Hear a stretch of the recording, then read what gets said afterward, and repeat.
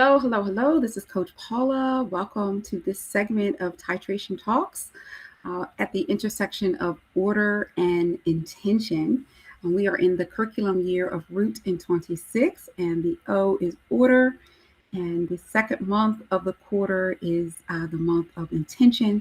So that combination of order and intention has us here today as we want to talk about sacred structures in our lives and how to use them in a rooted life. And so I'm going to walk us through the presentation that I have, and I hope that you will gain something out of this. And so thanks so much for joining, and let me get us started. So like I said, this is Sacred Structures for a Rooted Life, and this is the intersection of order and intention within the PH Academy. So structure. Now, your structure reveals what you honor. So when we talk about sacred and structures, structure is all about what you honor. Sacred is how you hold it dear. So when we say that, the sacred structure, it's not what you say, it's what you protect. Because what you protect is really what is priority for you. So when I say sacred structures, they are ultimately built around what receives your time, what receives your energy, and what receives your protection. Your time, your energy, and your protection. And so you can say one thing, but if your actions are doing something else, what you're acting out is what you truly value. So sacred structure, you need to assess, where's my time going? Where am I spending it? Where am I spending my energy? And what am I protecting at all costs, even sometimes to my own hurt? And so that's what we define as a sacred structure. So when we look at this in our lives, I want us to walk through an example of someone, because at the end of the day, it can be abstract unless we bring it home, right? And so I want to introduce you to Danielle. She's our fictitious person on today. Now, Danielle is the person who says that she values her peace. My peace at all costs. Nobody better not mess with my peace. Don't disturb my peace.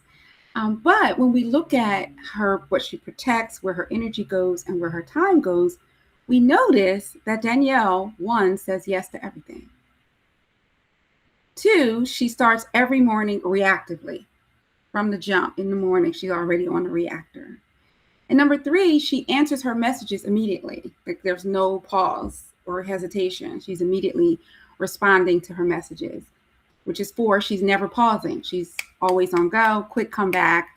She's never taking a moment to just, collect her thoughts and gather her next action or whatnot, because she's never on pause. And five, she's constantly feeling overloaded. Well, you wonder why, right? So this is Danielle. Like I said, she says that she values peace, but she does these five things that we talked about. So my question is what is Danielle honoring structurally? Because it doesn't really seem like she's honoring peace. So I'll let you think about that for a moment. What is she honoring structurally? Right, it's not peace. Exactly. She is honoring urgency. Everything about what she does is urgent. Saying yes to everything, starting her mornings reactively, responding immediately. Like she's all about urgency, accessibility, pressure, and emotional immediacy.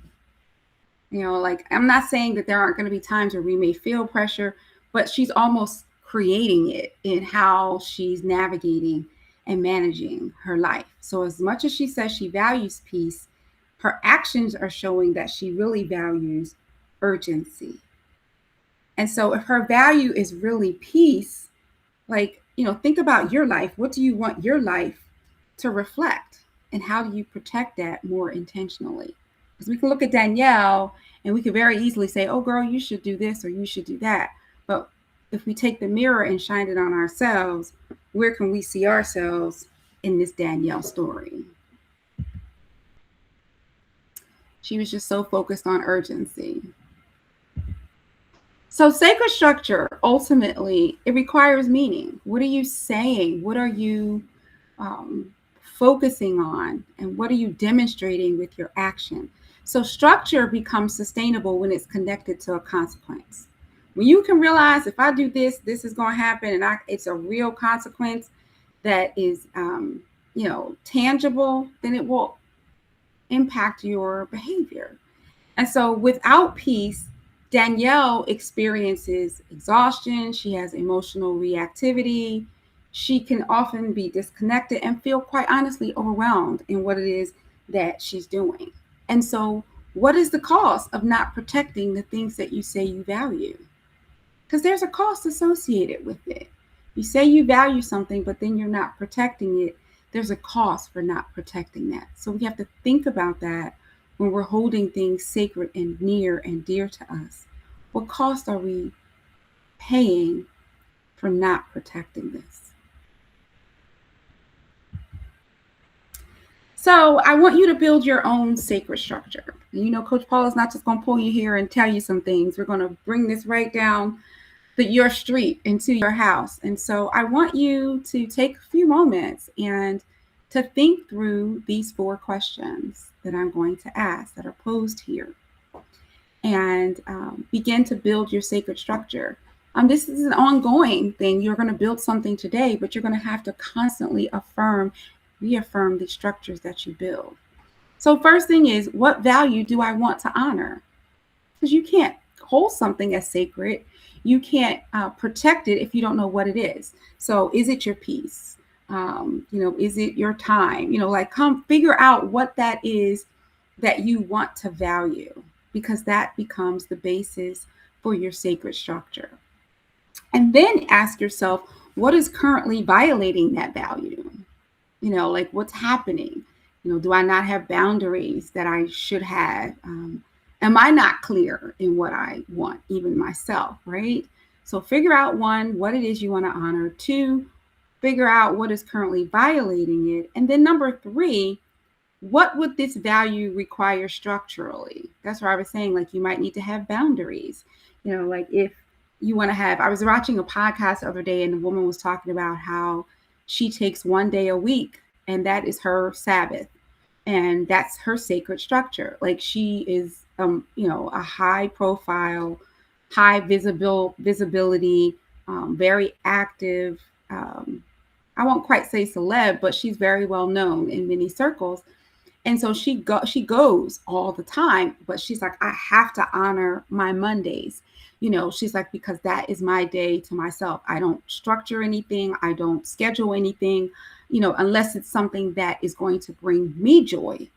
But anything business-wise or any other items I don't do on Mondays. Monday is my day. So she's like, so it is my clean slate to figure out whatever it is that I want. So that's how she structures her life, and she is intentional to make sure that nothing interferes with that. And so with question number 3, what would this value require structurally? So maybe it is, letting people know, notifying people, blocking things on your calendar, having the right boundaries, even building your no muscle. Because sometimes we don't like to say no to people, or feeling like, oh, we're disappointing them.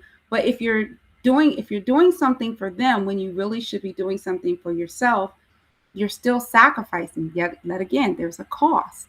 You're sacrificing the things that you want to do for someone else. Now, I'm not saying there aren't times when we don't do that. I'm talking about habitually, and to the point where you're not ever acknowledging or recognizing the things that are most important for you to get them done. And then the 4th question is, what must I stop protecting in order to protect that value instead? Because trust me, we're always protecting something. And so you may need to change your focus of protection. Oh, wow, I've been protecting this when I really should be focusing on that. And so those are the 4 questions that I want you to ask yourself today, tomorrow, and in the future to come, to make sure that you are determining what your sacred structure is and that you're also honoring it. So for this month, I will honor blank. What is it that you intend to honor by protecting blank? You'll have to fill in those 2 blanks. And if you want to shoot me a text or an email to let me know, I'll gladly, hear from you, and I'll even hold you accountable if you so like. So, but yes, make sure that you are honoring something. Find out what that value is and identify how you're going to protect it. That is how we have sacred structures in a rooted life. So thank you so much for coming, for being here, for being a part of the lesson on today. I have two QR codes here. The one on the left is for feedback. That is an opportunity for you to share your thoughts about what this presentation was, what it was not, what it could have been. I definitely always appreciate feedback. It helps for me to sharpen the programming that I'm offering and providing. And then the second QR code is for our next segment of titration talks. We titrate the second Friday of every month from 12 to 12:30. Next month, we will be at the intersection of order and momentum. And so our focus concentration next month is rules that release, not restrain. So we're going to talk about rules and freedom, but we're going to talk about rules from the sense of them releasing and not restraining us. So that QR code is there if you want to scan that to register for the next segment of Titration Talks. So yet again, thanks so much for coming. Thank you for sharing in this time and space. And I really hope that you got something out of today's segment, that you honor the sacred structures in your life. Thanks so much for coming today, and have an awesome day. Take care.